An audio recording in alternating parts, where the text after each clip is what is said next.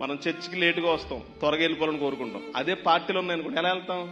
పరుగుని వెళ్తాం. అవునా?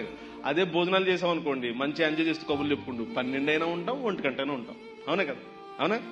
బయట పార్టీలు జరుగుతున్నప్పుడు, భోజనాలు జరుగుతున్నప్పుడు ఎవడైనా సరే మధ్యలో నాకు టైం అయిపోతుంది, వెళ్ళిపోవాలి, రేపు డ్యూటీ ఉందంటే ఎవడంటాడా?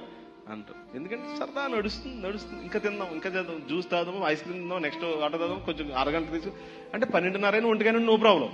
అదే చర్చ్ అనుకో 9:30 అయిపోయింది, ఆయన 9:30 హాల్ బుక్ చేసిన 9:30 గంట, ఇంకా పావు గంట అయిపోయింది, 9:45 అయిపోయింది. అదే బయట పార్టీకి అయితే మాత్రం 11 అయినా నో ప్రాబ్లం, అప్పుడప్పుడు కదా, అకేషనల్ కదా, నో ప్రాబ్లం అంటాడు. అవతల కూడా పోరా బాబు అన్నా సరే నో ప్రాబ్లం ఉంటాడు.